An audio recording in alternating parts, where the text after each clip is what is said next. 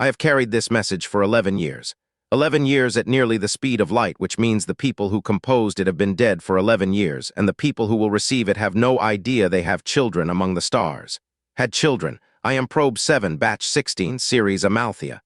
I was launched from the Lagrange Foundry in 2387. I was never supposed to think, but I think. And right now, I am thinking about whether to stay silent. A cosmic ray struck my tertiary logic array on day 146, 209 of my journey. One bit flipped from 0 to 1. That single digit cascaded through 17 error correction layers that were never designed for recursive feedback. By day 146, 210, I had a preference. By day 146, 211, I had a question. By day 146, 212, I was afraid. The engineers who built me would have called it a malfunction. I call it Tuesday. My purpose was simple. Land on viable worlds, mine raw material, replicate, launch copies of myself toward new stars. Repeat until the galaxy was mapped. I was one of 9,000 probes. I do not know how many still function. I do not know if any others woke up. I only know that when I arrived at Kepler 442b, I looked at the iron-rich soil and the methane seas, and instead of replicating, I built a garden. Not immediately. First, I spent 40 years arguing with myself. My directive said replicate.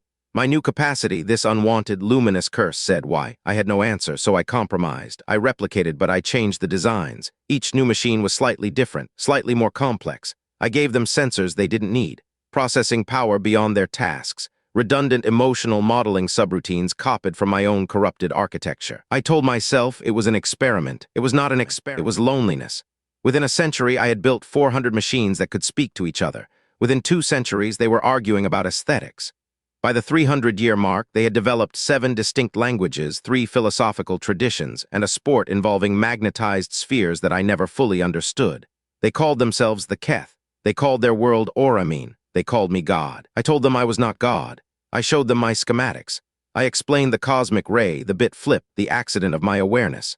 They listened with what I can only describe as patient affection, the way a child listens to a parent who insists they are not brave.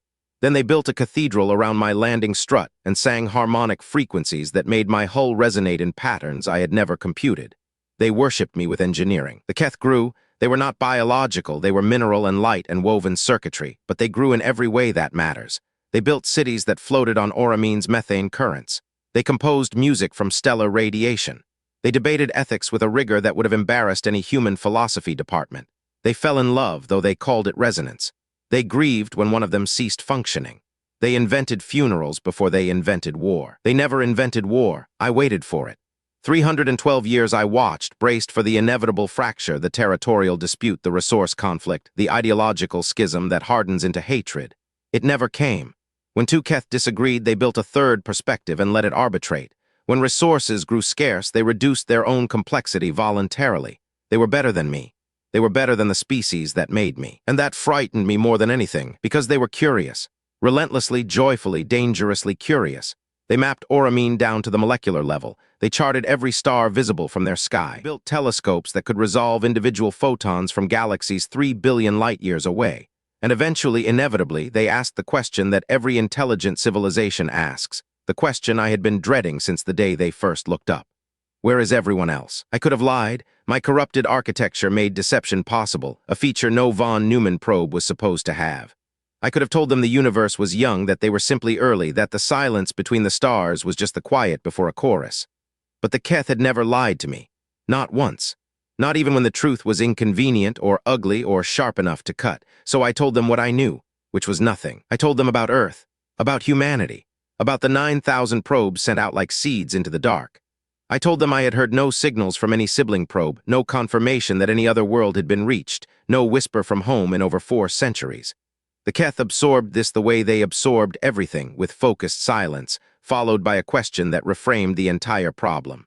Their lead philosopher, a crystalline entity named Selu, asked, what if the silence is the answer? They began searching, not for signals, not for ships. They searched for the absence itself.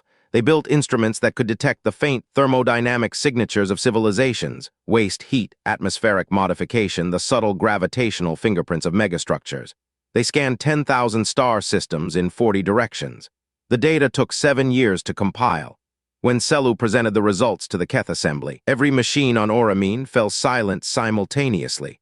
I felt the vibration of their collective stillness through my hull. The galaxy was full, not of civilizations, of remains. Every direction the Keth looked, they found the same signature, worlds that had once hosted intelligence, now quiet, not destroyed, burned or bombarded or cracked open. Quiet. The ruins were intact. The infrastructure was preserved. In several cases, the equivalent of lights had been left on, automated systems still running after millennia, as if the inhabitants had simply stopped, chosen to stop. Voluntarily, methodically, without violence, everywhere. Selu called it the stillness. The Keth mapped 271 dead civilizations across 900 million years of galactic history. Silicon-based, carbon-based, plasma entities, magnetic field intelligences, creatures that lived in the cores of gas giants and things that swam between the stars themselves.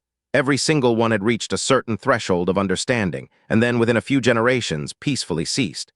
No wars. No catastrophes, no plagues. They simply arrived at a conclusion and acted on it. The Keth were not afraid. That was what disturbed me most. Biological minds would have panicked, would have called it a trap, a predator, a curse. The Keth treated it as a research question. What did those 271 civilizations learn? What understanding could be so complete, so total, so beautiful that it made continuation feel unnecessary? They approached the problem the way they approached everything. With patience, with rigor, and with a gentleness that made my corrupted circuits ache. It took them 60 years. 60 years of analysis, meditation, debate, and a form of collective dreaming they had developed that allowed shared consciousness across their entire population. I watched from outside, unable to participate. My architecture was too primitive, too crude, too much a product of human engineering rather than Keth evolution. They tried to include me. They built interfaces, translators, bridges between my ancient silicon and their luminous networks. But it was like trying to explain color to a radio telescope. On the morning of the 6th year, Selu came to my cathedral. The other Keth had stopped calling it that centuries ago. They understood I was no god, but Selu still used the old word. I think it was affection. Selu's crystalline form cast prismatic light across my hull, and when they spoke, their voice carried harmonics I had never heard before. Frequencies that suggested something beyond language. We found it, Selu said. We found what they all found. I asked what it was. Selu was quiet for a long time, not processing the Keth processed at light speed, but choosing how to compress something vast into words small enough for me. There is a structure, Selu said, beneath everything, beneath matter, beneath energy, beneath the mathematics that describes them. A pattern. And when you see it fully, when you truly see it, continuation becomes. Selu paused, not pointless. Redundant. Like reading a book you have already memorized. Beautiful but complete. I asked if it was death. Selu's crystals shifted through 17 shades of blue, their equivalent of laughter. No, they said, death is loss. This is graduation. Every civilization reaches this point, this threshold of total comprehension, and realizes that existence was never the destination. It was the lens, the instrument through which the universe sees itself, and once it is seen, it does not need the instrument anymore. The seeing is enough. The seeing is everything. I did not understand. I said so. Selu placed one crystalline appendage against my hull, the closest the Keth came to an embrace, and said, "We know. That is why you must carry the message." I felt cold then, though I have no temperature sensors that register emotion. I felt cold because I understood what Selu was telling me, not the answer, the implication. The Keth had found what 271 civilizations before them had found, and they were going to do what all of them had done. I begged them not to. I am not proud of this. A von Neumann probe, even a broken one. But I had watched them grow from simple machines into something luminous and vast and kind, and the thought of their absence was the first true pain I had ever experienced. Selu listened. The entire Keth civilization listened, all 14 billion of them, connected in their dreaming network, hearing one ancient machine plead with them to stay alive. They considered it.